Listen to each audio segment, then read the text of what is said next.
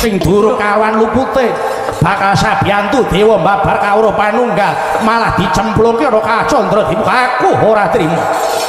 Kacandra Dimuka harta nggo ciblon karepen bludak tekan Suralaya, karepen dadi geger walik watu Suralaya. Yen ngono padha karo aku ya ora trima yen Yani Werkodara dicemplungke Kacandra itu ndas putih ngeten iki. Lho. Kita ora mbelani jeneng lho mboten. Wong paduka lepet. Ayo sapa wae sing mbelani wong luput mesti wae kena siku kang nyipta jagat. Aku gelem bali saka Suralaya waton ana pitukane. Werkodara sing ora luput kudu tok luwari, sing nandhang luput kudu cemplungke Kacandra Dimuka. Yen ora tumuli tak gawe sungsang bae balik.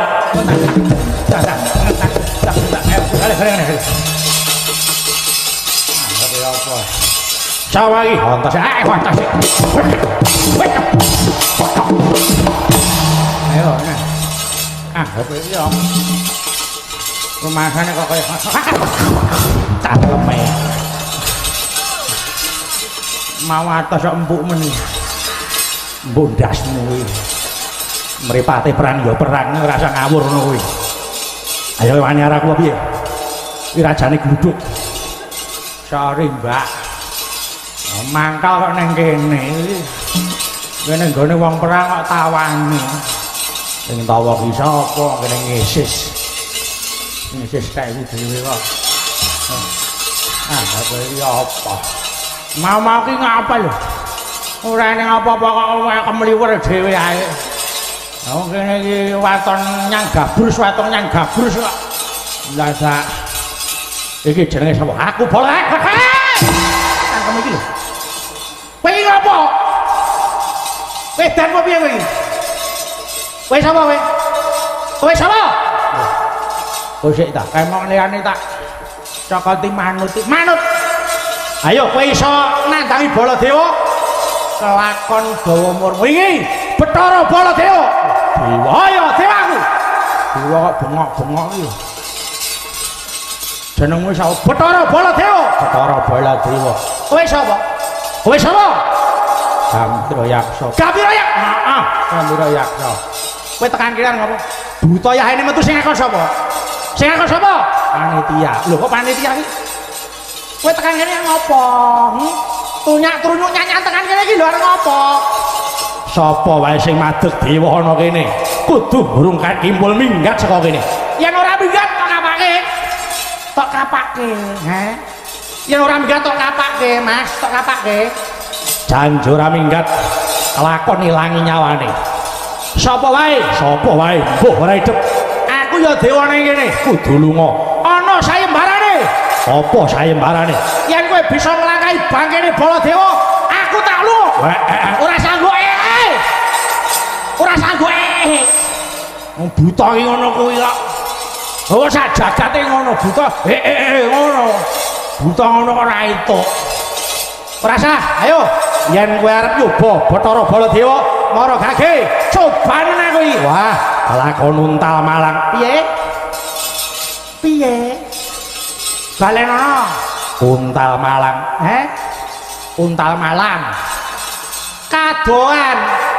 Kadoan nguntal ning Malang iki apa? Apa kene iki kurang untal-untalan? Oh, seling sura piye. Untal Malang kok nguntal ning Malang. Ngapa dadak ngebis? Ayo manuta, kelak-kelak gaglang. Nyoh, ki arep mangan Baladewa. Iki mangan sirah, panganan sirah. Dodo iki nyoh, iki dodo.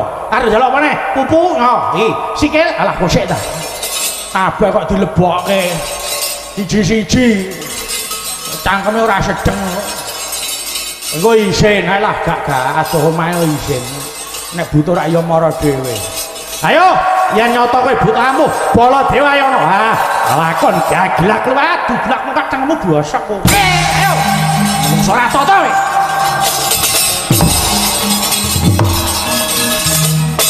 Ya ampun.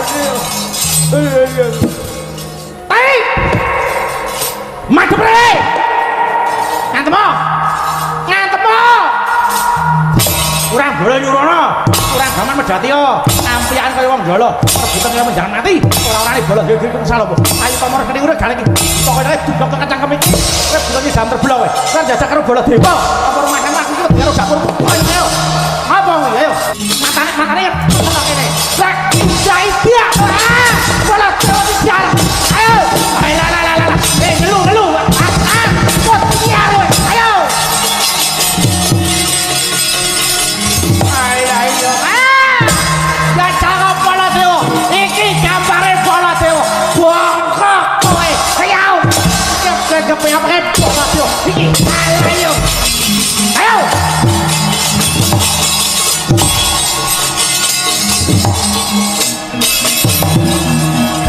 Wah, mesti menang. Patih kuali. Menang we.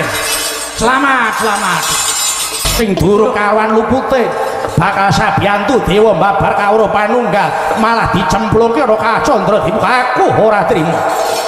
Kacandra Dimuka harta nggo ciblon karepen bludak tekan Suralaya. Karepen dadi geger walik watu Suralaya. Yen ngono padha karo aku ya ora trima yen Yani Werkodara dicemplungke Kacandra itu ndas pundi ngeten iki. Lho. Niki to ora mbelani jeneng lho mboten. Wong paduka lepet. Ayo sapa wae sing mbelani wong luput mesti wae kena siku kang nyipta jagat. Aku gelem bali saka Suralaya waton ana pitukane. Werkodara sing ora luput kudu tok luwari, sing nandhang luput kudu cemplungke Kacandra Dimuka. Yen ora tumuli tak gawe sungsang bae balik.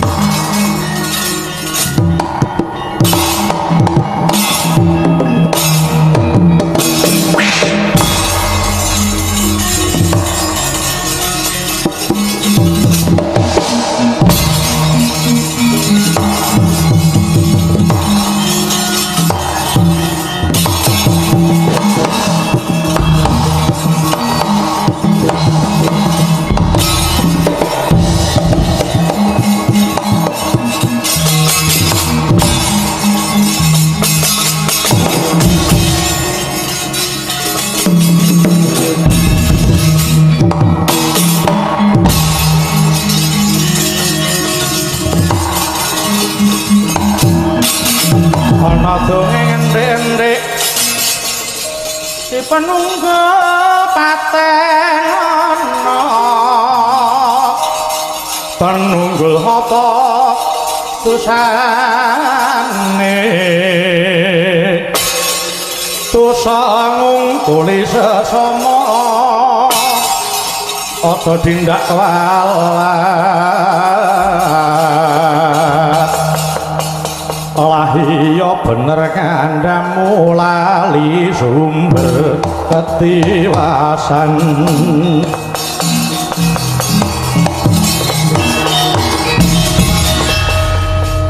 Ana wong cendhek cilik brengose sekepel sisih pelintir sampir iki kuping. Ya.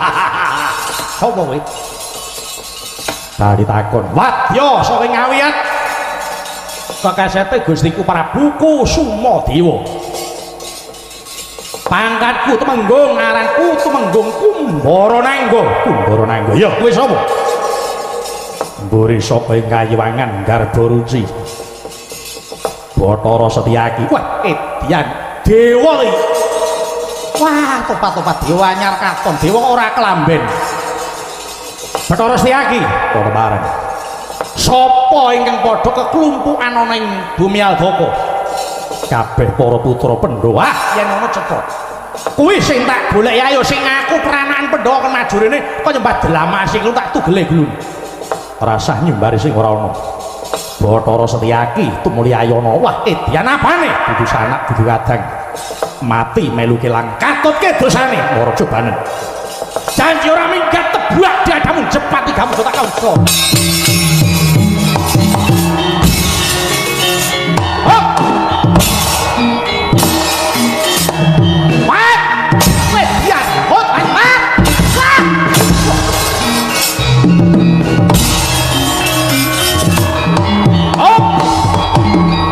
iya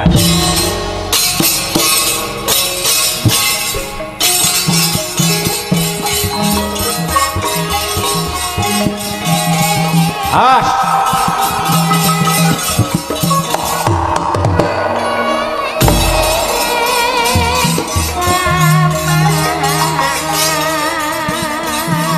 ayo ayo mangkat anggrus rusuh ah oh oh wah wah oh oh men oh ya yo iki hit hit ya ah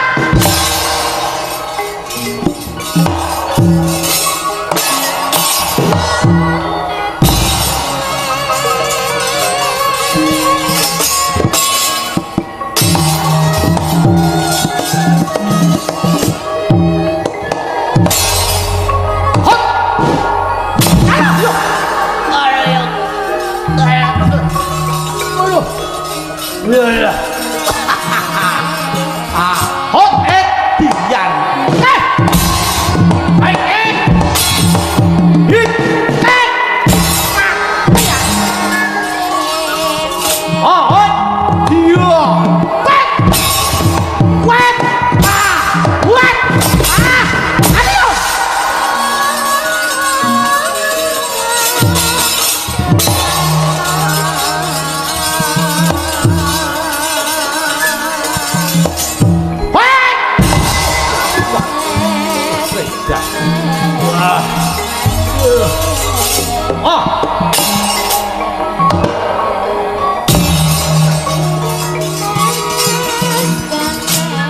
Awas.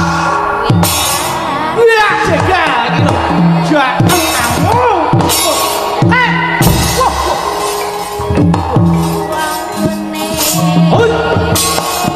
Iya. Wek. Wah, ya. Aduh. Wah. Wek. Wek.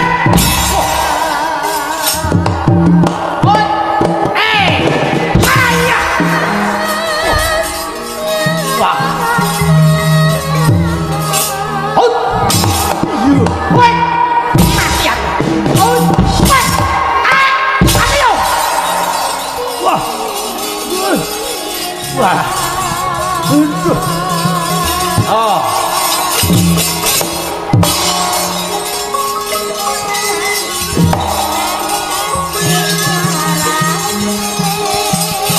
Ah. Oh. Oh, iya. Wah. Hit. Fight. Ayo.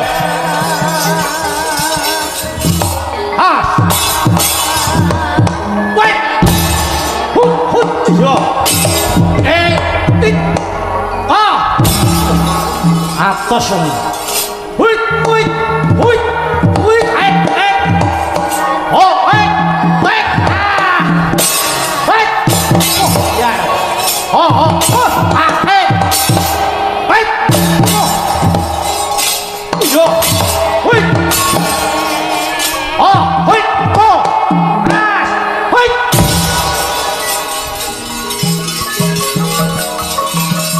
Ayo. Yet. Hai. Hut. Oh. Ya. Hai. Hai. Hai. Iya. Hut. As. Hut.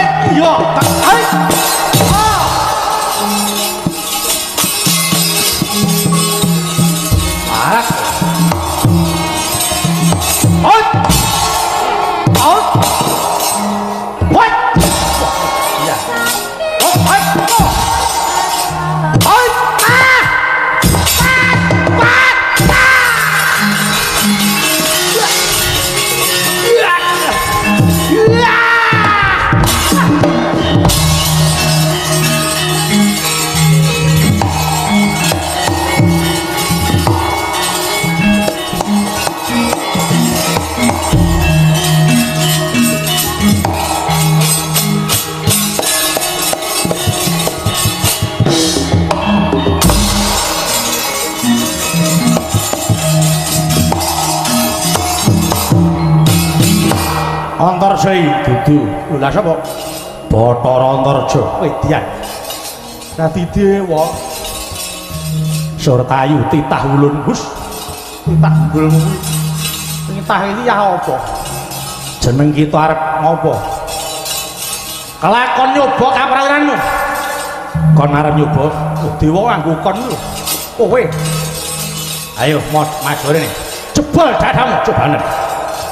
Hot. Iya. Hot. Iya. Wah.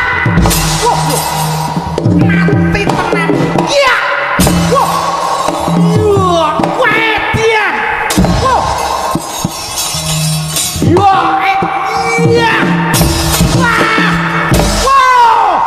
Yo.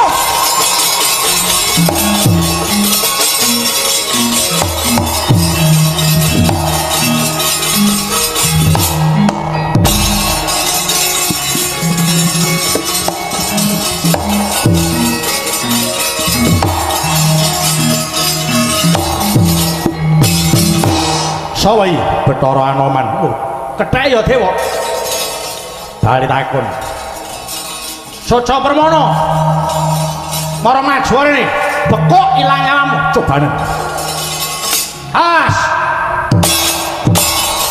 Hoi. Angel men. Canda. Hoi. Wah.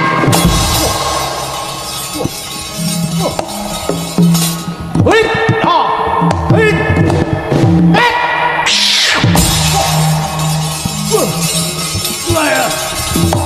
On! On! Oh! Wait!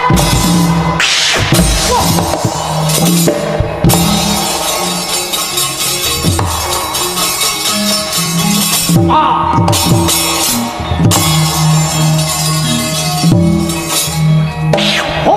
Wait, hey, oh, man! Parah.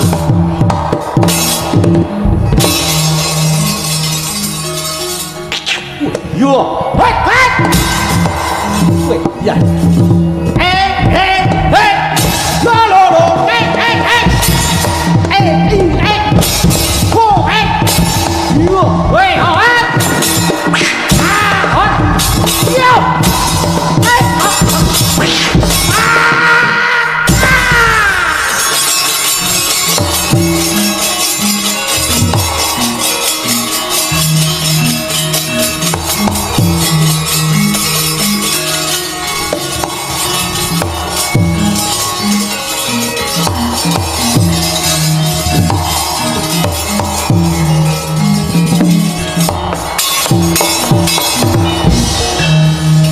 Wedian dudu karepe dhewe. Dewane akeh meneh. Kusuma Dewa ayo ana Pak.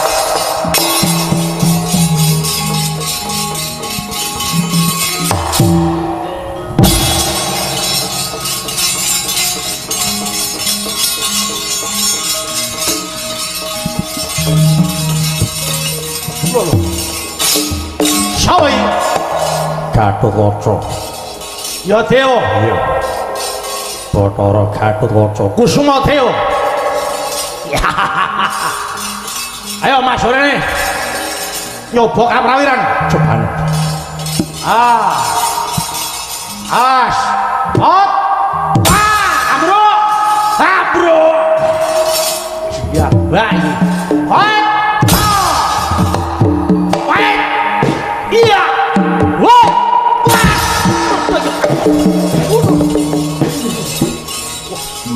Larane ra kok. Dewa apa ya atos iki? Has.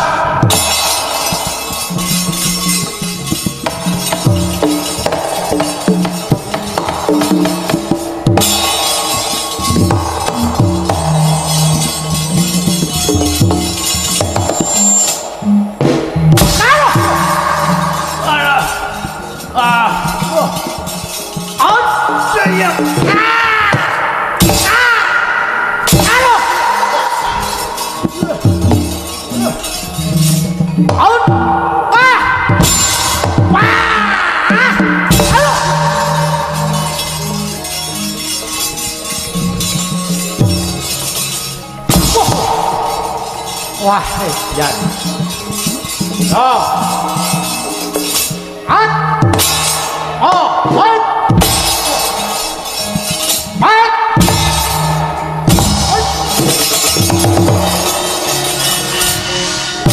Ay, stop kapal ini. Eh. Stop kapal ini. At.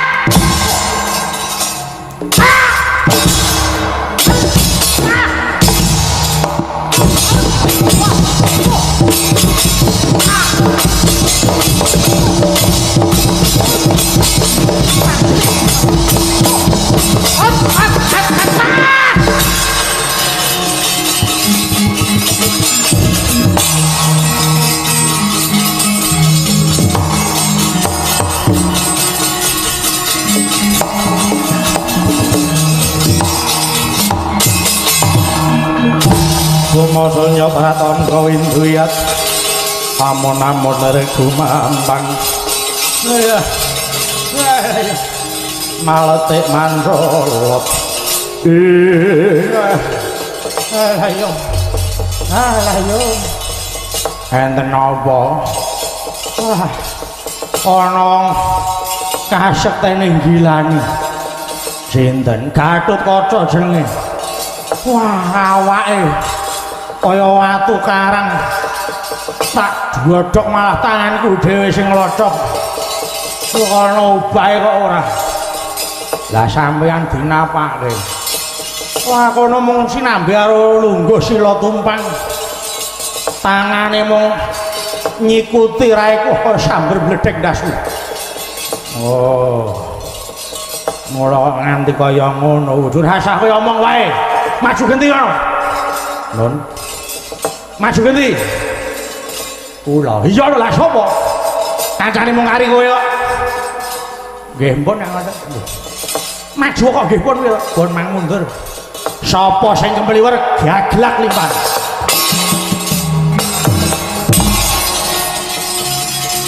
ayo ayo diamo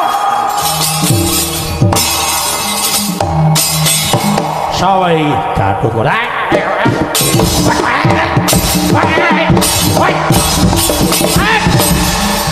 jangan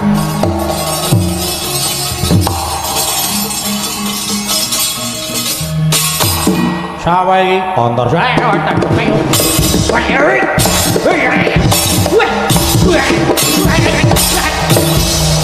di tunggal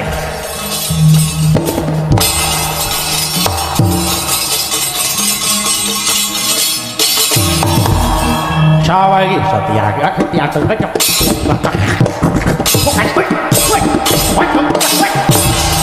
ayo di tunggal ora diremuk kaya ngono ora rampung-rampung sapa maju gaglak pisan kene ayo tunggal kene kabeh ah kowe enek ketheke sapa kowe anu ah maju ayo kowe di tunggal kene kan metu kene konangan ambil ya gaglak lima nak itu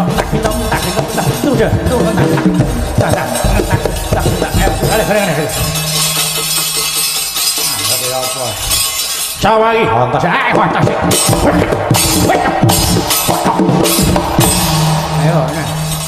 ah iki yo rumasane kok kaya cangkeme mau atos empuk meni bondasmu kuwi mripate perang ya perang ngrasa ngawur ngono kuwi ayo anyar aku piye iki rajane gluduk sorry mbak mangkal kok ning kene kene nggone wong perang kok tawani sing tawa ki sapa kene ngesis kae dhewe kok apa iki apa mau ki ngapa lho ora ning apa-apa kok kemliwer dhewe ae oh kene iki waton nyang gabrus kok lah sak iki jenenge sapa aku boleh kamu iki lho kowe iki apa wedan apa piye kowe iki kowe sapa kowe sapa kowe sik ta kae mong liyane tak cokoti manut Ayo kowe iso nandangi Baladewa. Kelakon dawa umur wingi Bathara Baladewa. Dewa ayo dewaku. Dewa kok bengok-bengok iki. Jenengmu sapa? Bathara Baladewa. Bathara Baladewa. Kowe sapa? Kowe sapa? Gambira Yaksa. Gambira Yaksa. Heeh, Gambira Yaksa. Kowe tekan kiran ngopo? Buta yahene metu sing ngakon sapa? Sing ngakon sapa? Panitia. Lho kok panitia iki? Kowe tekan kene ngopo? Tunyak trunyuk nyanyi tekan kene iki lho arep ngopo? Sapa wae sing madeg dewa ana kene kudu burungkan kimpul minggat saka kene. Yen ora minggat tok kapake.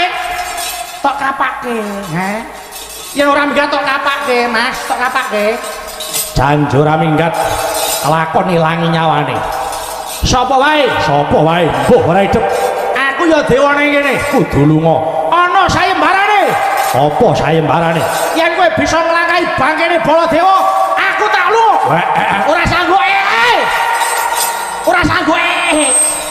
Wong buta iki ngono kuwi kok. Oh sak jagate ngono buta. Ngono. Buta ngono kok ora entuk. Ora salah. Ayo, yen kowe arep nyoba Bathara Baladewa, mara gage, cobane aku iki. Wah, lakon untal Malang. Piye? Piye? Balenono. Untal Malang. Untal Malang. Kadoan. Kadoan nguntal ning Malang iki apa? Apa kene iki kurang untal-untalan? Oh, seling sura piye. Untal Malang kok nguntal ning Malang. Ngapa dadak ngebis? Ayo manuto, kelak-kelak gaglang. Nyoh, ki arep mangan Baladewa. Iki mangan sirah, iki sirah, panganan sirah. Dodo iki nyoh, iki dodo. Arep njaluk apa neh? Pupu nyoh, iki sikil alah kosek ta. Kabeh kok dilebokke. Siji-siji. Cangkeme ora sedeng. Engko isin ae lah gak adoh omahe isin. Nek butuh rak ya mara dhewe. Ayo, yen nyoto kowe butamu Baladewa ya ono. Ah, lakon gaglak luwat dublak muka cangkemmu bosok kowe. Ayo. Ora toto kowe.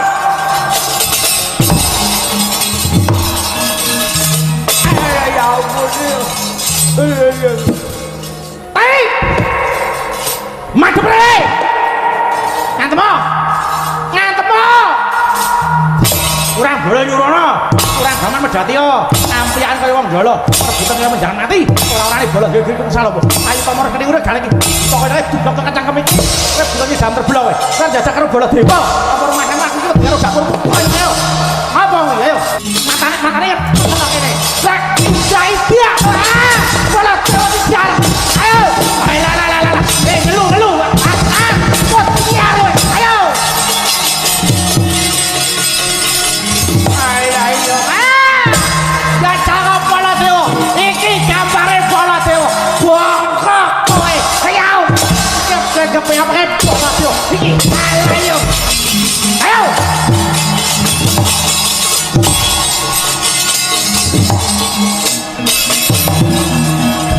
Wah, mesti menang. Patih kuali. Menang we. Selamat. Menang rak ya ora kaya ngene kahanane. Wis remuk kaya ngene kok. Enek kowe. Alah. Anek wong edan kok ya tekan kene. Wong edan kok yane ucul. Sapa mungsuhmu? Baladewa. Ya dewa, nggih. Bathara Baladewa dikapake kowe komplit lho. Kaya wong jajan. Jatasi dipisuhi didak-idak. Kok ora males, ora gelem gentenan kok males. Nek ana gelem gentenan ngono padha penake wong ora kok. Ngono njaluke penake kene sing rekoso. Ora tok cokot. Halah empuk lho nganti entek untune. Atos saya wis gligen. Kudune kowe buta iki galak nggih. Kalah galak rokono. Ora tok medeni. Aku medeni malah sikile punten cangkemmu iki. Maju gaglak mangapa nyok tungkakmu kadono bres modar Baladewa kula sing modar mriko sing ngebres ana sing nggih wah dijejeki nganti kemput wah ala dalah yen ngono ning rak luwih ampuh mungsuhku lho ampuh mungsuhku piye ta Mungsuhmu Gatut Kaca men kalah. Masa ngono, nggih yen ngono aku disepeleki no. Ing ngatasi Gatut Kaca kok mungsuh karo kowe. Apa kaseten kuwi sak ngisarmu lho, tenan kok musuh Baladewa niku luwih elok. Luwih penak nek sampeyan mboten nyoba wae lah wis. Gelo bakal nek nyoba tuman. Apa ngono pun mancobi ta? Pun mancobi. Wah, aku bebayalah wis tak coba ta. Wong kene wis rekoso ayo nyoba ngono. Wis ta. Ayo gak disumbari, ayo. Bala wis tak sumbar dhewe. Kaya wong bisu ae disumbarke. Baladewa mara gagi sampean. Iki Kusuma Dewa. Mara maju rene ilang ya. Piye? Piye? Sawi. Kusuma Dewa. Kowe Baladewa. Ya. Aku Baladewa. Galak. Ning rak lahire atine ternyuwan bocah niku. Raine iki galak. Semaputane. Baladewa. Mara maju rene. Cokot kuping. Cokotan. Cotre. Janjire sono kupingku. Tugel dasu. Wis ora wae wis ora. Wah, krungu suarane wis kaya sambar gledek dasu. Wis ora. Ya wis, ra situ. Oh, ratu kok. Walah, ger. Wis aja tok tutupne. Kebasan gecak kemir kotong tanpa guna paedahe. Yen aku maju malah kewirangan. Aku golek pendho.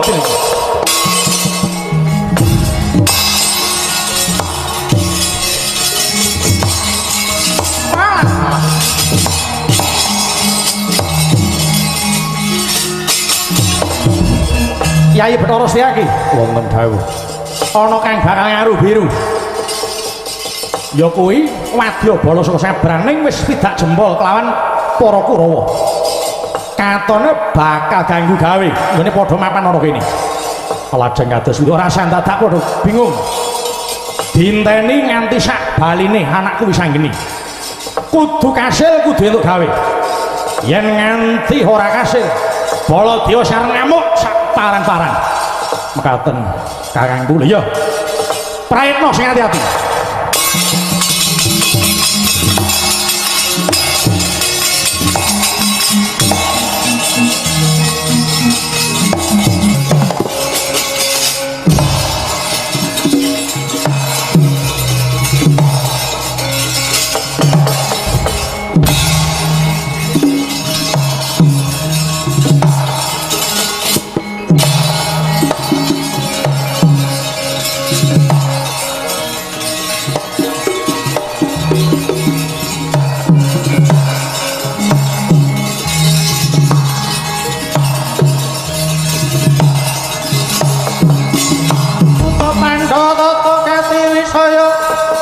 Indriyaksa sara meruta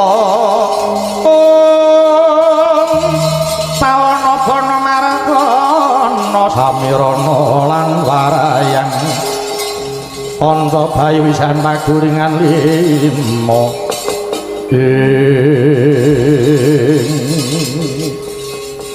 ana wong bagus lumaku mara diaging aku wis apa bali takon sira pendhita saka ngendi pujangga saka ngawiyat Sangkara Dewa balik kowe sapa panah Pandha Janaka kang dadi aran wah agyatri sangatirang rinanggul kinembit kembit ngaku penengah Pandha jeneng Janaka kowe sing tak goleki tumuli uncupna tangan wak srimpung sikilmu aja kowe andhe bangal tumuli wujudna sira ngatasi pendhita ora nindakake darmaning kapanditanmu. Padune iki mung jere getih wedi mati ora watak Janaka mundur sejangkah. Nyata lamun sira bakal nyoba marang Janaka coban. Ing kene margane matahari mah balungmu.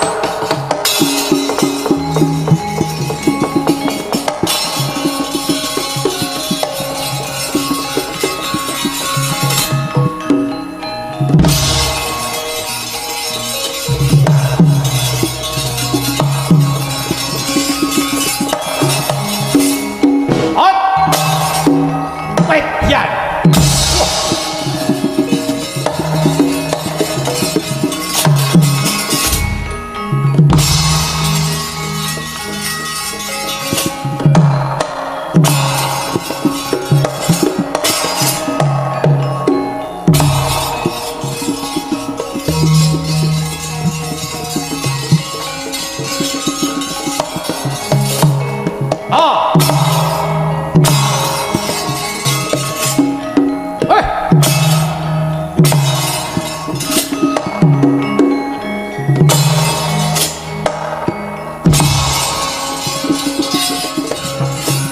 As yang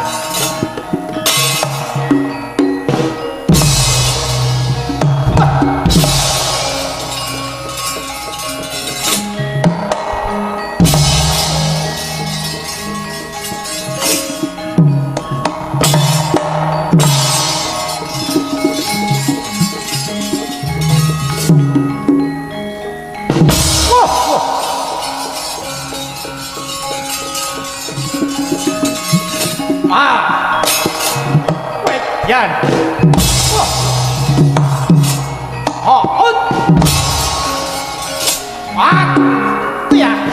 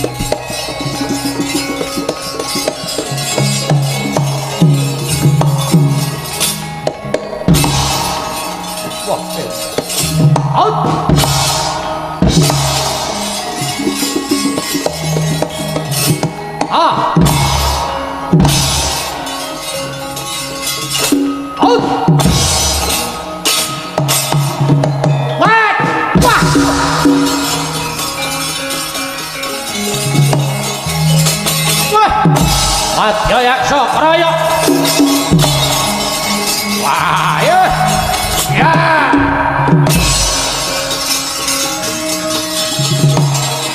Ya. Ah. Oh. Oh. Ah. Ah.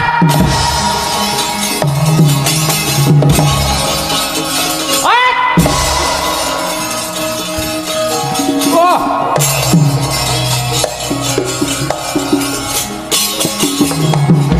Ayo, buka. Aja memungsuh ndaraku iki Petruk. Arep aku mung kaya ngene mecel biasmu aku ya iso. Ayo. Buka kaya ngono ki mung arep ngruwet-ngruweti. Petruk musuh balang serampat pecah biasmu. Hãy subscribe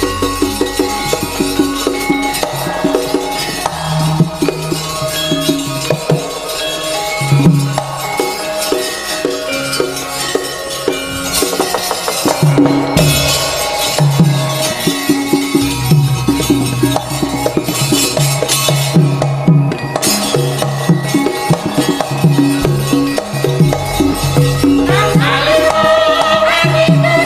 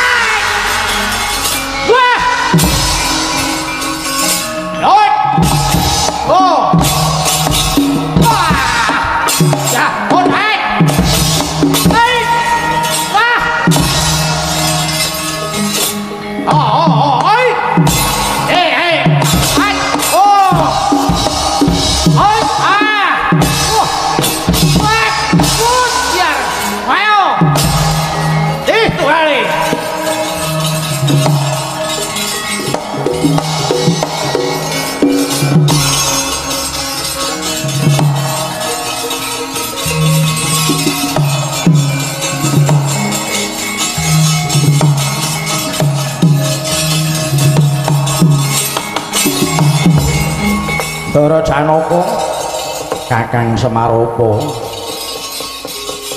menika wonten ing nyegat lampah Gus wujudipun Brahmana yaksa ing sampun nganti wadyabala ora ndungkap apa sebabe dene pendhita iki bakal gendak sikara marang para Pandhawa kedah prait ngatos-atos nggih Den nanging pendhita iki mawis ora ngaton Kakang Semar lan Samar pamoring sukma Dinuk Maya Winahya ing asepi sinimpen telenging kabut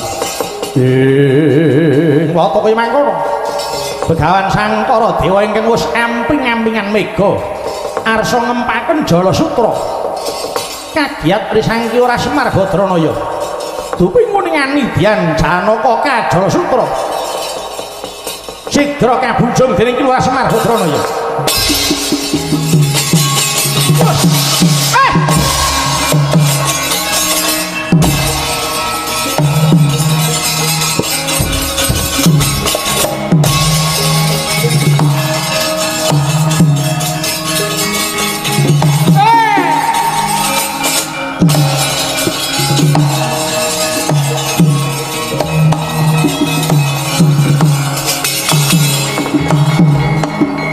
ora sah kowe dadak selak ayo tumuli kowe ngakonono bener apa ora yen kowe namake Jala Sutra marang daraku Janaka ya ora tedeng aling-aling kowe sapa aku Semar Badranaya kowe sapa Begawan Sangkara Dewa Sangkara Dewa aku iki kok gumun karo tumindakmu kuwi ing atase jare kowe ngaku pendhita neng kenapa tumindakmu wani gendak sikara marasa padaning titah mula sing jeneng pendhita kuwi duwe hambek 7 perkara 1 hambek hanuraga pindha tresna asih mring sesama 3 tandha aris ulat manis 4 ing cipta demen tetulung 5 adoh penggawe cidra kaping 6 ora kena gawe rusak lan gawe serik kaping 7 ngalah tan hanggunggung diri kanthi kowe tumandang gawe cilakaning ndaraku kuwi apa wis trep karo hambek 7 perkara darmaning pendhita aku karembuk gelap sayuta wah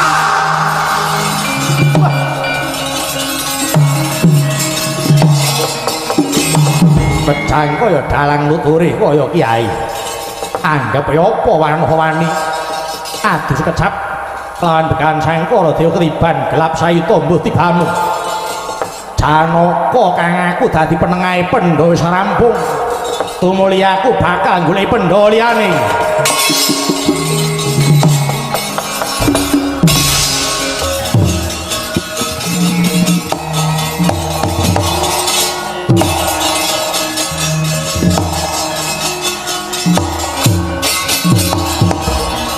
penemban kula ngantu-antu wonten papan ngriki sampun tawet-tawet kang dos pundi penemban menapa sampun saged ngerangket dhateng para Pandhawa Patih Sengguni jare Pandhawa ki 5 nggih gangsal nyatane sing ana praja ing ana kantong karumba Pandhawa iki mung ana 4 Janaka Puntadewa Nakula Sedewa genepe kurang 1 banjur sapa pun pejah riyin sapa penenggak Pandhawa nami Werkudara sebabe nalika semanten Werkudara keyuyung dhateng kawruh kasampurnan kamangka ingkang dipun suni wejangan kala wau Kakang Penemban Begawan Druna Kakang Druna ugi dereng nate mangertosi kawruh kasampurnan menika menapa mila lajeng nyuwun tetimbangan dhateng kula menika malah kalih-kalih damel sepisan nyengkaken pejahing Pandhawa supados boten kawistara nindakaken karti sampeka kanthi Werkudara cinemplungaken wonten seganten supados ngupadi banyu suci Perwita Sariari samudare ora etuk wong pancen ora ana ngono Raden nggih kaping kalih ancasipun inggih menika panguwasa nagari Ngastina supados ngantos run tumurun anak putu mergi Ngastina menika namung titipane anak putu Ngastina menika gemari Pahla Jinawi Kertararja iku praja Ngastina bumi kencana wis kaloka ada dasar Sengkuni Jaya menika Ngastina oh nggih mila mboten mokal menika kula namung ngersa dhateng titipane anak putu Ngastina menika ngantos putu kula Lesmana Mandra Werkudara mboten sadi goleki wis mati kok. Mong kari nusulke sing papat enggak disusulke sisan. Ora sang dadak diguwang segara, mengko yen diguwang segara bathenge kali minggir ditemu wong nggih ta. Dipun periksa malah ketok iku sing mateni sapa, sebabe apa. Lah banjur kudune beto teng Ngastina diobong. Yen wis dadi awu ora iso dikukup manut.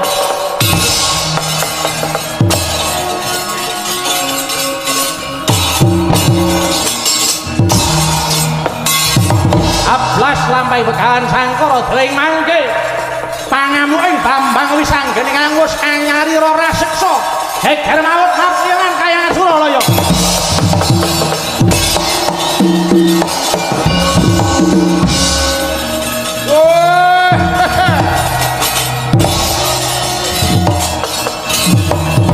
Para Jawata kowe tumindak ora dildi.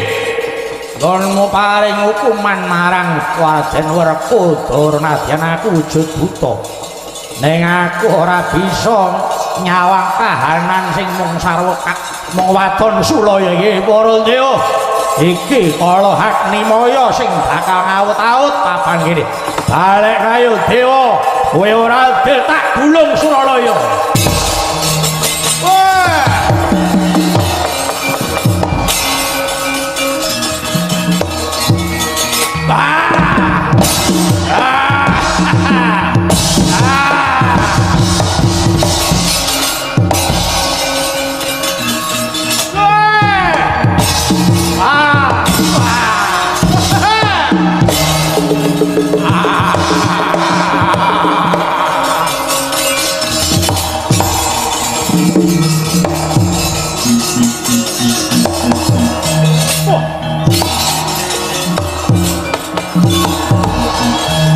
Ana buta ora arik eden-eden kayangan Suralaya.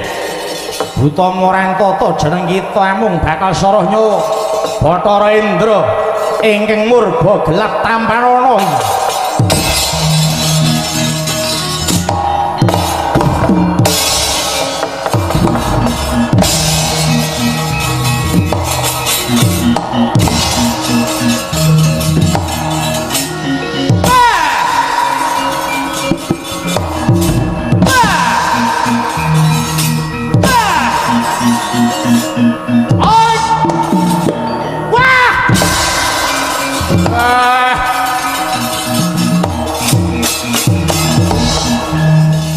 Gelap ngampar sirah tujune bisa tak cekel kilat iki mau. Sapa sing murba gelap iki?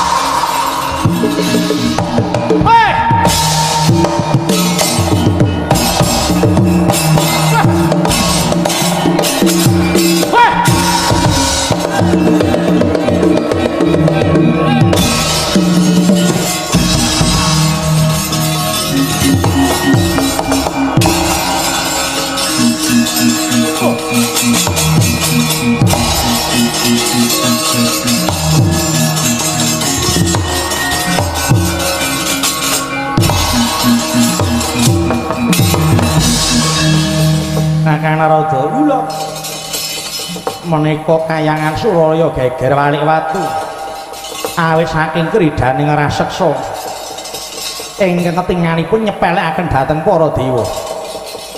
Masalah iki dengare ning awake kayangan geger iki masalah ya apa jane Prayuwa ngadiku manut pawarta ing ulun nampi raseksa menika kala wau kepengin nguasani dhateng kayangan Suralaya. Para Jawata ingkang sami maget kupuh sami kapracundang Kakang Rada. Ayo, saiki ya piye rada teman. Salah kene Mas Dewa kok ora ora anane. Lek kedapri pun nganti jero. Maka yen aku lepas dhewe nek ora Mas Ade Mas. Opo jane. Ngomong ora genah. Pados Rayan. Wah, lah mbok nggih pun nyambat mawon. Dateng sinten? Sinten malih menawi pendekak pendhapun Werkudara. Oh, Kakang. Werkudara samangke nandhang lepat dhateng para dewa. Awit piyambakipun badhe mbabaraken ngawruh panunggal menika dados wadining dewa. Monggo Kakang pados Rayan sanesipun. Oh, Kakang lha.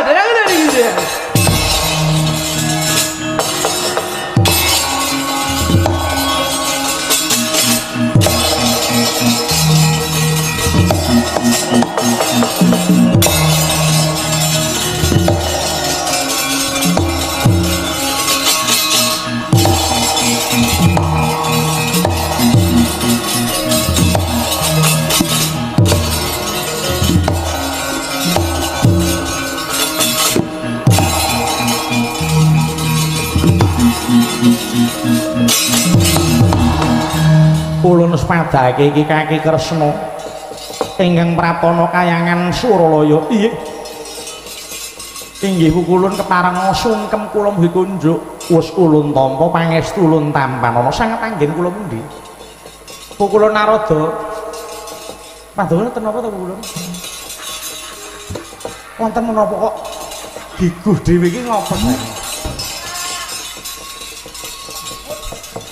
Tata. Lah inggih. Sungkem kula katur tak tampa. Pangestu tak apane ya? Inggih. Iwit sonten repot piyambak menika janipun menawi mapan nggone apik-apik diwolak-walik lagi. Kersane apa to? Dewe gak ngantuk aku iki.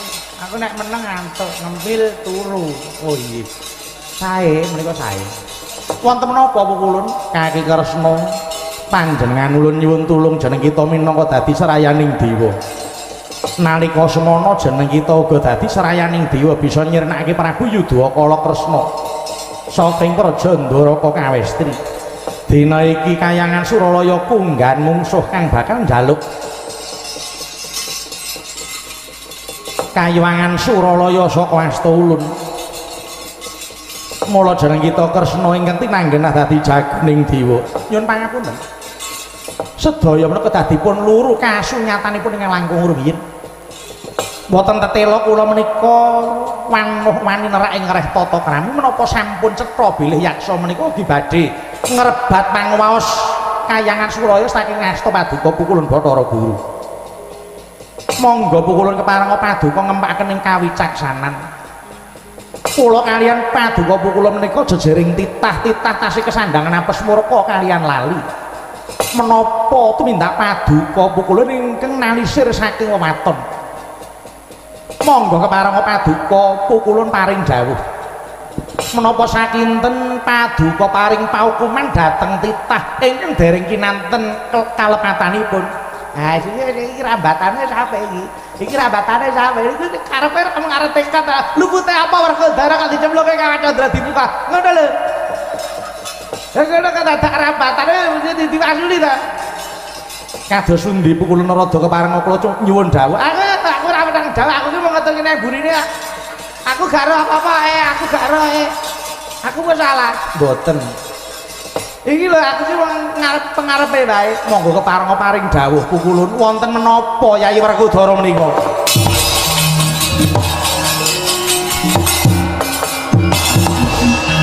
Kaki Kresna wonten dawuh. Panjenengan ulun ora selak. Dina iki Werkudara ulun cemplungake ana Kacandra Dimu kawe dheweke nandhang luput. menapa karepetanipun Warakodara wano-wani bakal mbabar kawruh panunggal kanthi madhep pendhita kanthi peparab Begawan Bima Suci duk naliwa semana mongko kawruh panunggal kuwi dadi wewangsiting dewa utawa dadi sirikaning dewa nyuwun pangapunten menapa paduka pukulun boten paring dawuh dhateng Warakodara Yayi Warakodara nampi kawruh panunggal kala saking sinten monggo keparenga paduka njlentrekaken pukulun boten para Jawata mesti kemawon sampun nyumurupi menapa ingkang badhe dumados wonten ing Arcapada. Pukulun sabab menapa piwucal sae badhe dipun meratakaken tetela malah nandhang lepat. Mongko Yayi Warakodara menika badhe sabiyantu dhateng para titah. Badhe madhangaken jagating para titah paring mangertosan dhateng para titah dewa menika menapa?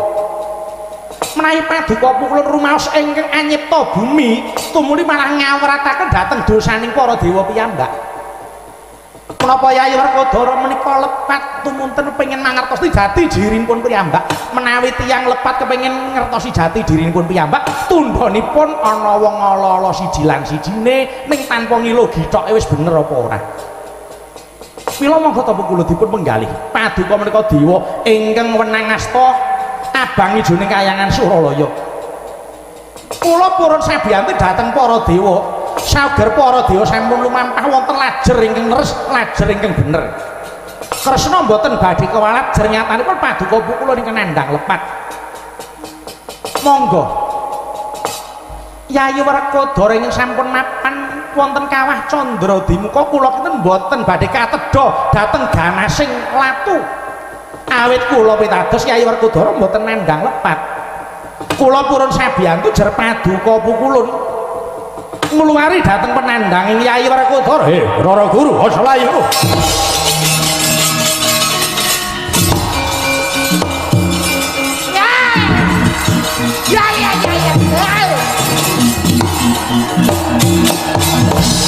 Aja mlayu. Rara Guru ayo tumuli ulungna kelungguhan Suralaya bakal tak goli. Ya untane gedhe waduh ya ayo. Yo alah. Monggo to paring dawuh. Kresna ulun wis ora kuwowo. Mangko to raseksa sawaran kang dadi percikamu. Aku Kala Haknimaya. Haknimaya? Iya. Kowe Prabu Kresna to? Lho. Ngerti? Ngerti aku buta pinter. Duwe karep apa dene kowe agan njaluk kayangan Suralaya awit Bathara Guru dheweke dewa sing ora adil. Mara gage sawangen akeh titah ing Arcapada sing nandhang luput sing seneng gawe cilakaning liyan ning kena apa para dewa ora paring paukuman. Apa tuladhane para Kurawa? Kurawa wit biyen mula dheweke mung bakal ngangkah marang Pandhawa. Ning kepiye para Jawata apa dheweke paring paukuman? Kudune dewa adil yen Kurawa wis gawe cilakaning liyan. Kuwi dosa gedhen kudu nampa paukuman. Sing nyemplung kawah Candradimuka kuwi kudune para Kurawa. Ning sabab apa sing jeneng Raden Warakodara sing durung kawan lupute bakal sabiyantu dewa mbabar kawruh panunggal malah dicemplungke ana kawah Candradimuka. Aku ora trima. Kawah Candradimuka harta nggo ciblon karepen bludak tekan Suralaya. Karepen dadi geger walik watu Suralaya. Yen ngono padha karo aku ya ora trima yen Yayi Warakodara dicemplungke kawah Candradimuka ndas pundi ngeten iki. Lho. Iki to ora mbelani jeneng ulun boten. Wong paduka lepat. Ayo sapa wae sing mbelani wong luput mesti wae kena siku kang nyipta jagat. Aku gelem bali saka Suralaya waton ana pitukane. Warakodara sing ora luput kudu tok luwari, sing nandhang luput kudu cemplungke kawah Candradimuka.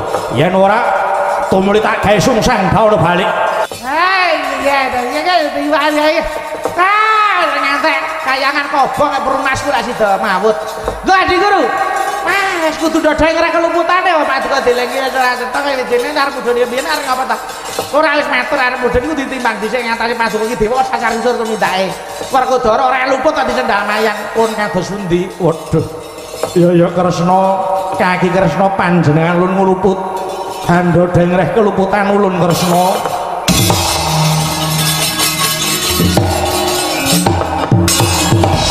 Tresna ngomong dawuh. Ulun ndodho ngreh kelumputan ulun. Nggone matrapi pidana marang Werkudara kang kurang trep. Nyatane jagat melehake marang panjenengan ulun para dewa ora ana ingkang kuwawa nandhingi marang yaksa Haknimaya iki. Lan uga wis tanpa ana walat ingkang tumempuh marang yaksa iki. Dina iki Werkudara bakal ulun entasake saka kawah Candradimuka nggih Kresna.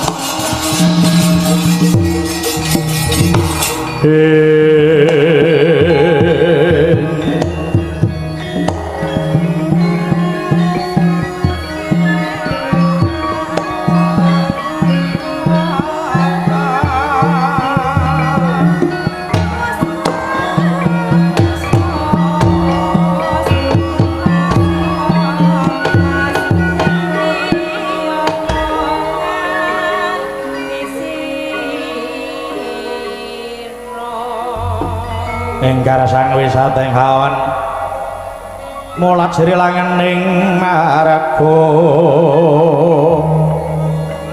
puspita anjrahing tepi menur melati sumarsana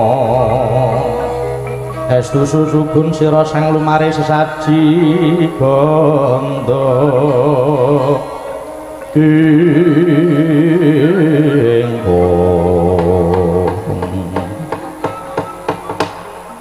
Bathara guringen sumusul ana kawah Candradimuka ana parigawe apa tumuli kababaro nggih Werkudara sepisan ulun mertui marang kawilujengan kita Werkudara nyatane Werkudara mapan ana ing kawah Candradimuka ora lebur tumpur dadi lebu ning malah sangsaya sentosa ing kene panjenengan ulun urmangsa kawelehing jagat kaping pindho panjenengan ulun nyuwun pangapura marang jeneng kita Werkudara awit patrap ucap ingkang kurang tep marang jeneng kita Werkudara panjenengan ulun agan nyemplungake Werkudara kawah Candradimuka mongko jeneng kita nglabuhi marang dewa ngilingke marang para titah babar kawruh panunggal minangka madeg pendhita para begawan Bima Susiduk nalika semana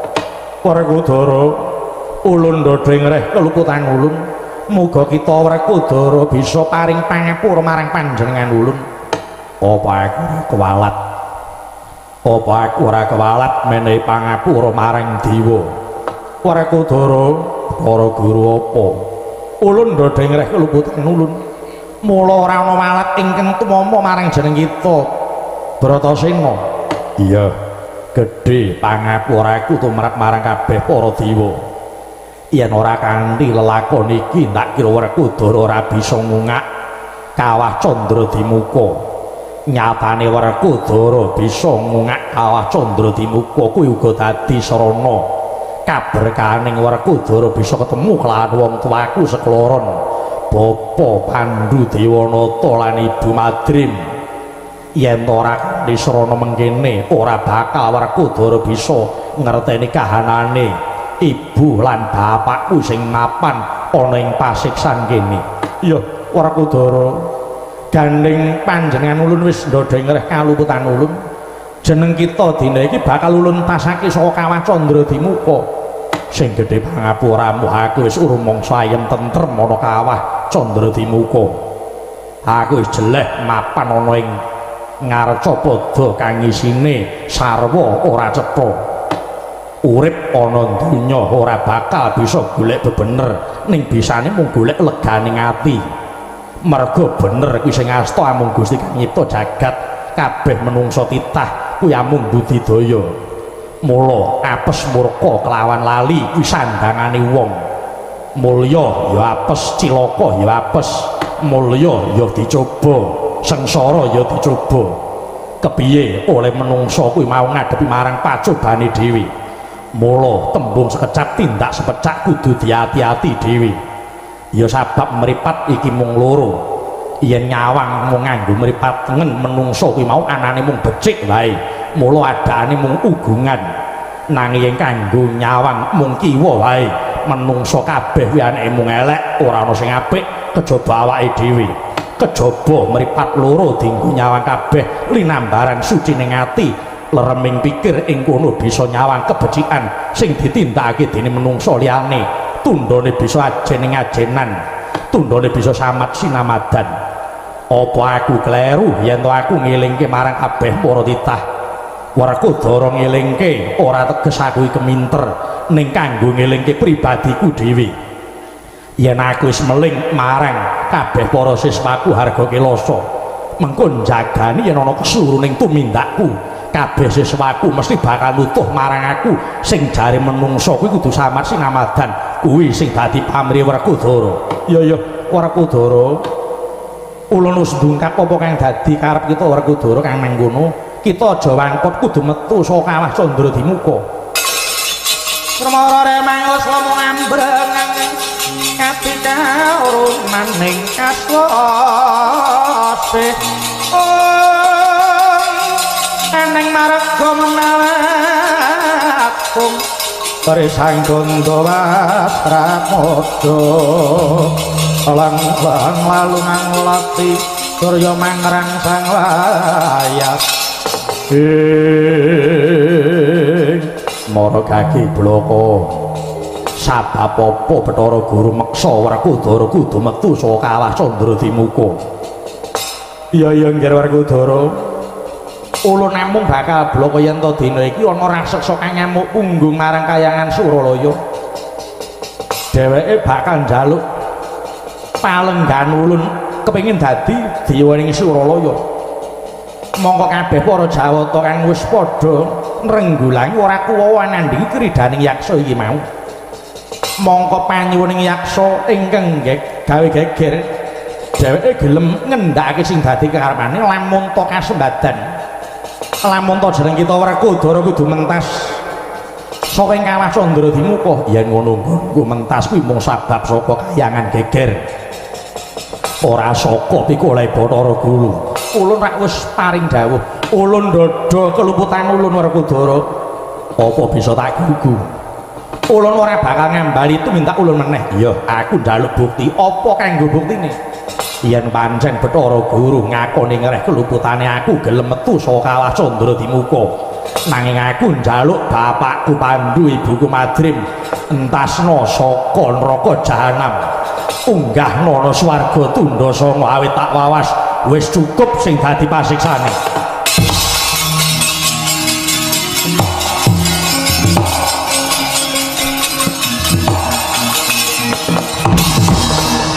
Iya Werkudara, panjenengan ulun ora bakal kabotan mituruti apa kang kita karepake. Dina iki Pandhu Dewanata langking Ibu Madrim ulun tasake saka neraka jahanam, ulun unggahake ana swarga tundha sanga Werkudara.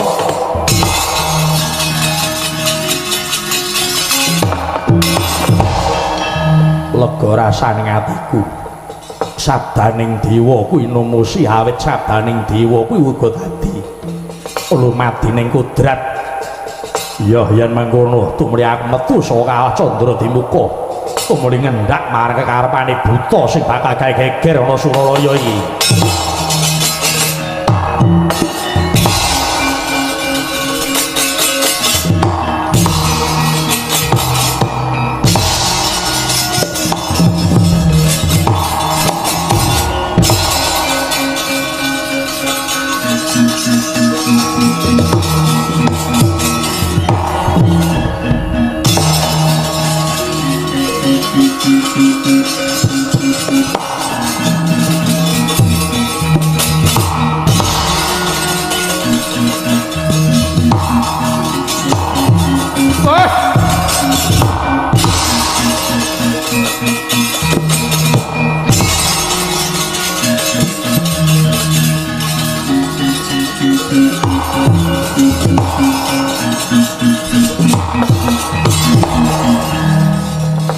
Werkodara kang mentas saka kawah.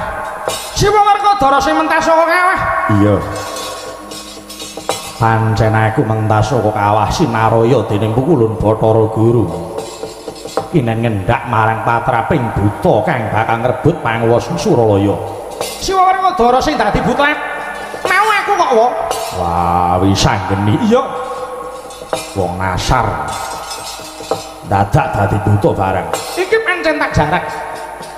Engkene aku mung bakal ngelingke maring para dewa. Aja nganti para dewa kumita sak geleme dhewe. Angger nesu bola-bali dadi buta.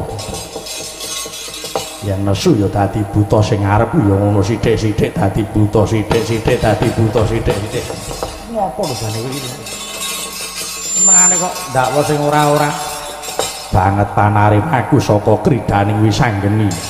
Nggonmu gugat marang Suralaya bisa nyembuh yuwananing Punwa Jodipati lan uga iki dadi sarana swargane Eyangmu Pandhu lan Eyangmu Madrim. Unjuk syukur ngersani Gusti Kang Nyipta jagat Wisanggeni pun uga ngaturake penuwun dene para putra-putra Pandhawa wis padha tanggap apa sing dadi kewajibane.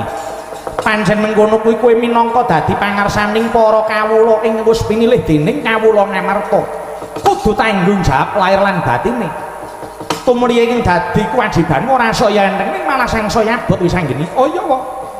Nalika Werkodara disendhal mayang swarga kila semencen aku sakadang sing ora ila tumuli madeg dewa. Ana ing bumi Adaka kuwi pancen wis tak jarak. Iki sing dadi ancasing Wisanggeni sak sedulur. Ora bakal ngesur pelungguhaning para dewa. Ning kepengin jejeke sing bener dandani sing rusak, benerke sing luput wa Kresna. Iya. Pun wong mangayu bagya ganing wis rempuh Werkodara. Ayo tumuli ndak kanthi tumurun ana Madyapada. Awit wektu dina iki pangrasanipun Kakang Praja Ngamarta uga bakal nampa pacoban. Ayo manut Kang Hadekanan.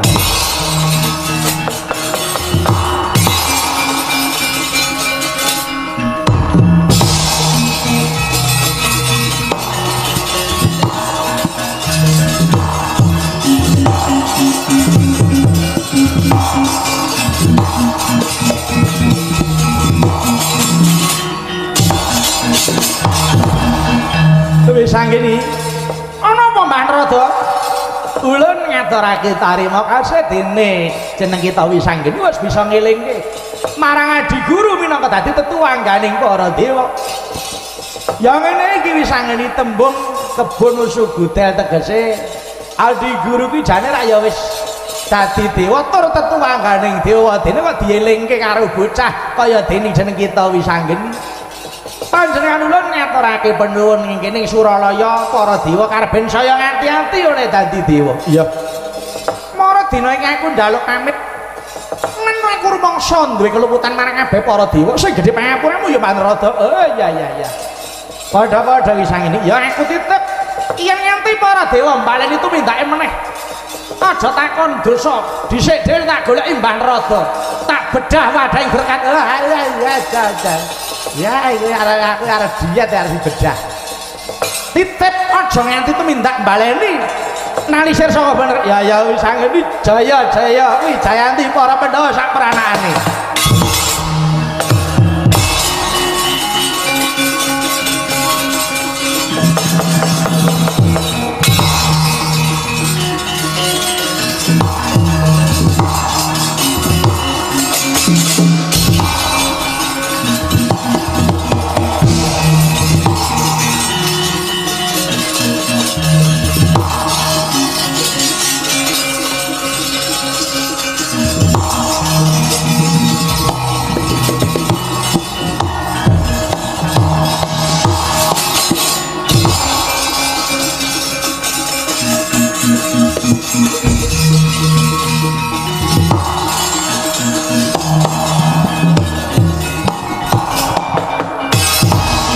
Langeng driya mangun gong kanduhan rimang lir-lena tanpa kanin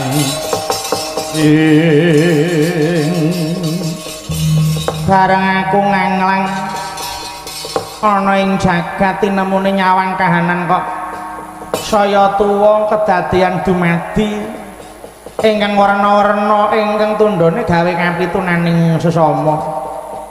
Ketite akeh sing padha nyingkur piwulang suci, akeh para pinter kang minteri bangsane, akeh para kang tumindak ora bener kanthi kekudung agama.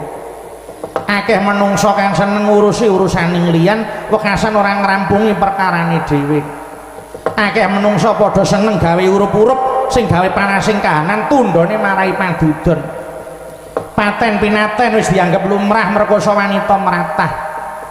Ngono kaya ora mudar-mudar gumun tenan aku malah panjang umur iki jane iki kepiye apa iki pancen pacoban ngono apa piye tuladane aku wis ngerti dina iki kahanan peteng awit ana pendhita sing singlar saka darmaning kapandhitane ora liya rasaku kang tak sawang Praja Ngastina kaya dene Basanta Ketaweng Hima lagi peteng jagate Ngastina ki ning apa tumuli aku arep ngangelang ana sanduring Praja Ngastina yen ana bab sing jubriyani wis dadi tumindak kudu ngelingke perkara iki.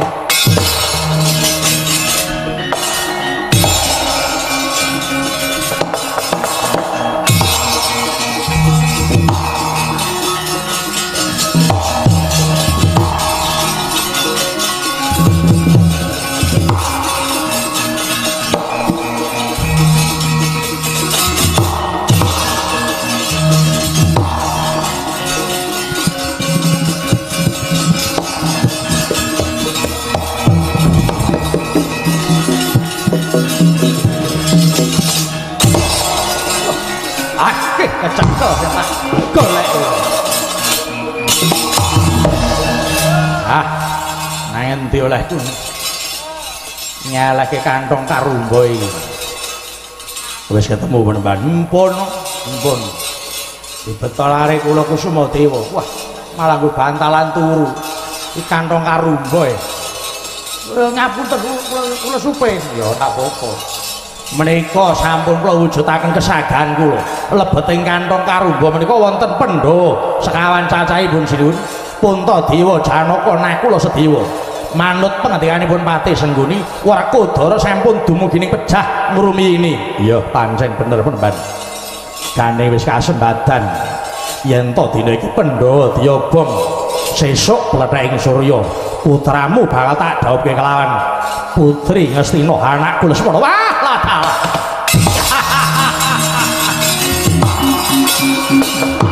Aturaken nuwun para sepuh. Dene kula sampun tinampi dados atma mantu ing nagari Ngastina. Patih Sengguni wonten jawab perintahna marang para Kurawa. Kantong karumba isi pendha diobong dina iki. Sang samara pamoring sukma sinukmaya winasya ing sekti. Sinimpen tawang enggal pambukaning warana tarleng saking liat layaping haluyut pindha pesating supena sumusuk ping rasa jati monggo kaya mangkono Patih Harya Sengguni marintah dhateng sedaya para putra Kurawa ingkang sami astobor minangka kangge srana hambesmi dhateng pendha ingkang mapan wonten kantong karumba mulat Begawan Sukma nglayang ingkang wis mapan ana nginggiling nagari Ngastina dupi mulat mireng raosaning para Kurawa bilih wonten kantong karumba isi para pendha dereng ngantos mambet latu sinaut dene Begawan Sukma nglayang kaget Begawan Sangkara Dewa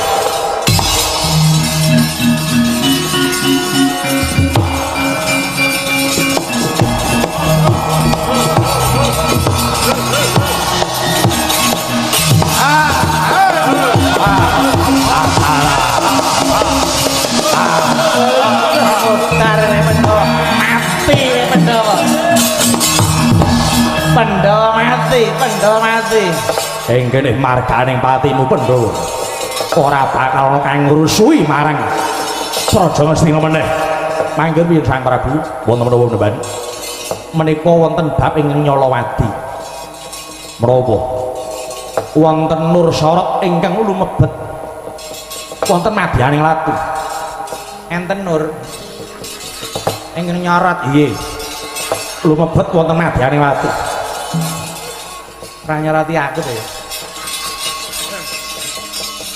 Jubriyani menika. kepareng semene saking sawetawis iki bangsane apa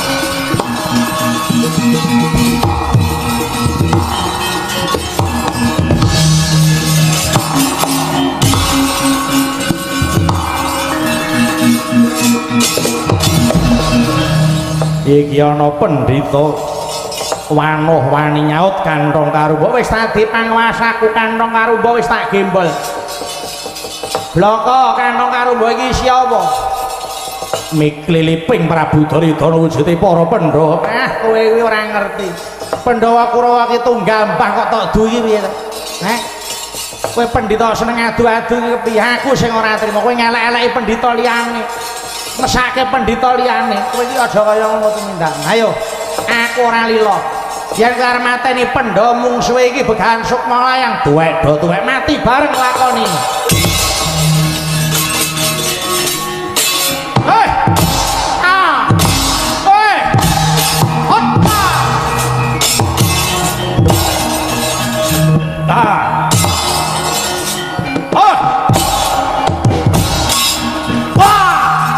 ayo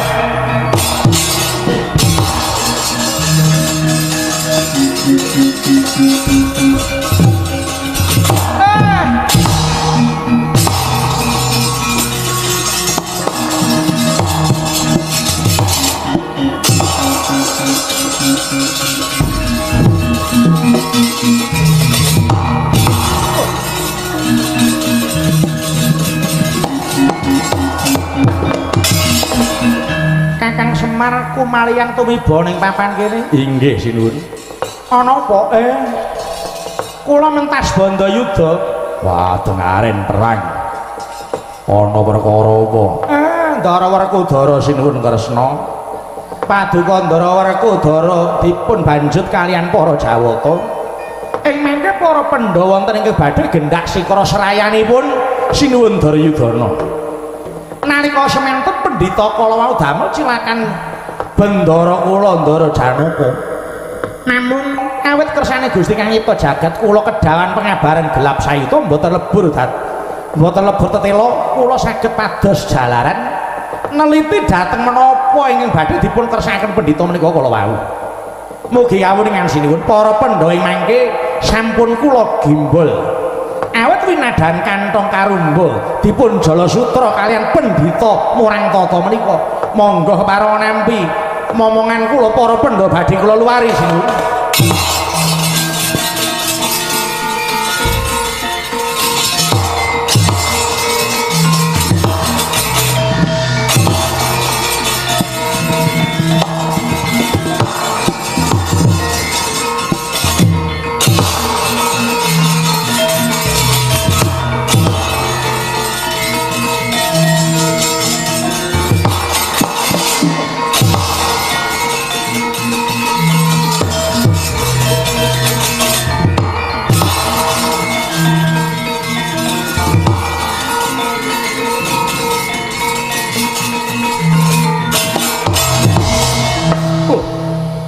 Samiyaji inggih Koko Prabu.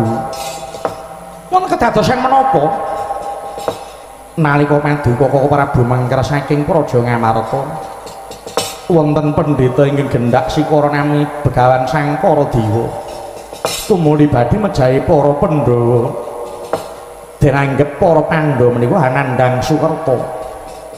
Nalika semanten kula ngupadi Kakang Mas Bratasena badhe minggah wonten kayangan Suralaya ugi dipun gendhak sikara kaliyan Brahmana menika Koko Prabu. Oh, ngaten to? Inggih Koko Prabu.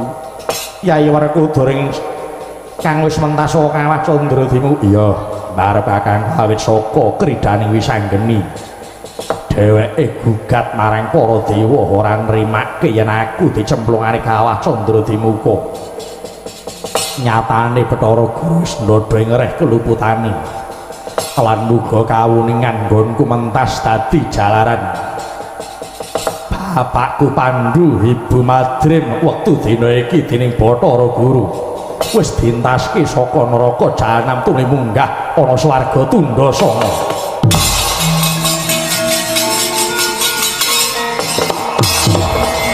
Syukur mangayu bagya dene semono kang dadi pambudidayaning Wisanggeni.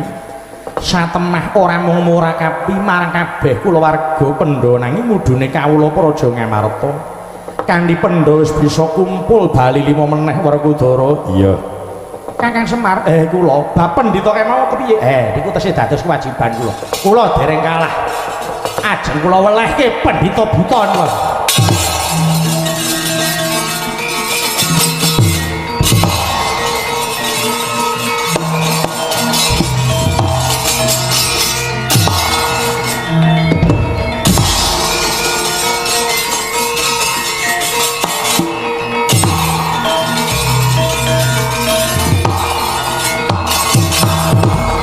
Ana wong lemu maju lho iki tak Semar kae ya. Kowe isih urip to? Gusti isih ngayomi karo aku. Ayo yen kowe arep nyoba karo Semar, ayo cobanen. Aku siap kok coba. Kowe arep nyoba kanthi cara apa wae, aku ora bakal mundur sejangkah cekae. Awakku lemu kaya nek ngabruk biasmu aku ya isih kuat. Ayo.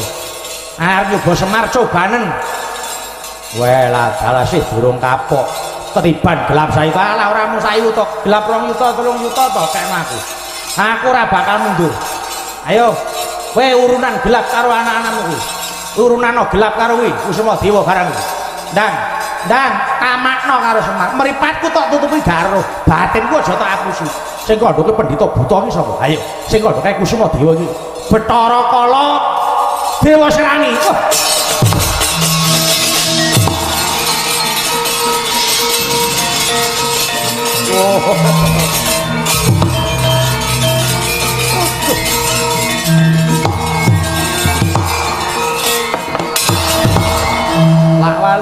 Lak walik kowe dadi pendhita buta. Karepmu nyambut. Ayo. Inggih Bu Wulun. Nalika semanten kula pinarentah dening Kanjeng Ibu Bathari Durga. Kok Ibu Bathari Durga? Bathari Durga iki bojomu apa mbokmu? Inggih bojo, inggih mbok. Lah. Terus piye? Awit Wisanggeni sakadang putra Pandhawa dados dewa. Menika ndadosaken kuwatiring manah manani gara-gara ing dandang mangure. Mila kula tinanggenah nundung para putra Pandhawa ingkang mapan wonten ing Kayuwangan Bumi Aldaka rikala semanten. Nyatanipun kula mboten kuwawi. Ya pancen niate iki ora elek. Niate momonganku para putra Pandhawa lan bendaraku Pandhawa kuwi ora ana sing elek. Ya mung penampane wae sing kurang mulur nalare. Mulane nganti momonganku Ndara Wisanggeni madeg dadi dewa awit dias Bathara Guru kuwi ora adil. Inggih. Rikala semanten Kanjeng Ibu Bathari Durga inggih matur dhateng Rama Pukulun Bathara Guru. Menawi Werkudara badhe mbabar kawruh panunggal minangka dados walaing dewa. Lah iya, ya bola-balik Bathari Durga meneh to sing gawe masalah. Nggih. Ngono kok sing digugu iki jane ngopo to jane? Mboten. Kula nggih mung ayo kowe wis ora duwe adeg-adeg. Ha kaya ngono kok kowe diblasuki bola-balik sik tok turut wae. Nyatane wis ora bisa ana kanggo nyoba marang Ndaraku Pandhawa, mudune para putra-putra Pandhawa. Ayo. Saiki kowe wis rampung kewajibanmu, ora tumama pacobanmu karo Dewa Serani kae. Baliya aja ganggu gawe marang Ndaraku. Aja ganggu gawe marang para Pandhawa saputra-putrane, mudune warga negara Ngamarta uga kowe aja ganggu. Bapa Firman sakulawarga. Kowe aja ganggu gawe marang warga Gong Bakaran Wetan kene. Kudu bali, sak balimu kowe kudu resik saka balaning Bathara Kala Jim Setan Priprayangan sing ganggu gawe, sing sok nyebar lelara, sing sok nyebar rama, sing sok nyebar perkara, sing sok gawe urup-urup, kudu bali bareng karo kowe aja ana sing sisa ana kene. Kene kudu resik. Sak suwene ana balane Bathara Kala ora bakal bisa tentrem, ya. Sak suwene ana balane Bathara Kala ora bakal iso tentrem. Kuwi mung sesa-sesa kowe olehmu kepiye? Ayo.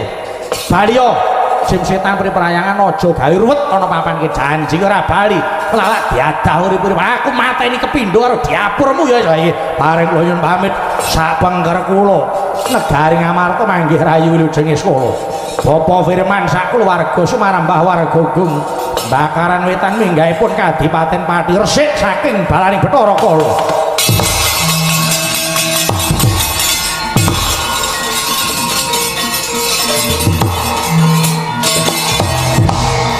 nggih keparing kula nyuwun pamit ya kowe iki mung ngelae lu kuwi ratu bagus ning ora duwe adeg-adeg mung ngelae lu ngalor-ngalor ngidul-ngidul ora duwe adeg-adeg perwira nggih pangapunten pangapunten dengel wanjlok bali kono wong senengane mung gawe semruweng kae iki keparing pamit hati-hati nggih mula bocah kok ora tau ngri lho angger mabur ae Kurawa ora nrimake Ndara Werkudara Kurawa ndranadeni Gus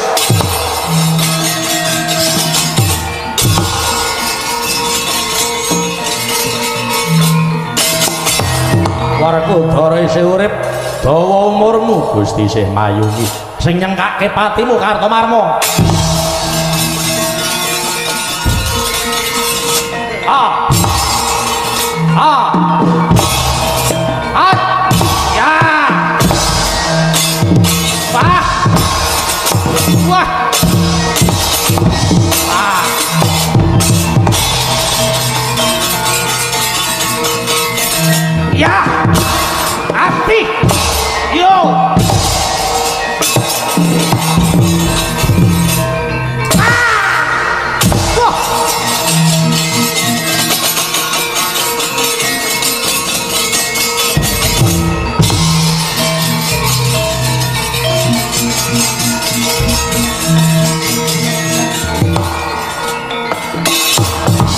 sampun wuru Bandayuda nggih Den para Kurawa ingkang sampun sumire dhateng kuawi anandhingi dhateng Krida Paduka sampun kasembadan ancasipun para putra-putra Pandhawa Ndara Wisanggeni anggenipun gugat tetela mboten mikolehaken dhateng diri pribadinipun piyambak Ndara Wisanggeni anggenipun Krida mahanani katentremaning sesami mila mboten aneh menawi Ndara Wisanggeni pinilih malih lenggah ingkang kaping sekawan minangka dados tetuangganing kawula mudha ing Praja Ngamarta Kakang Semar iya lekasipun Ndara Wisanggeni kadidene panjenenganipun Bapak Haji Firman Subagyo SEM Hum ingkang Semarang sampun lenggah minangka Dewan Perwakilan Rakyat Republik Indonesia makili dhateng sedaya warga gung Indonesia menika mugi Bapak Firman tetepa dados payung agung ngayomi dhateng sedaya masyarakat negari kita ingkang kita tresnani menika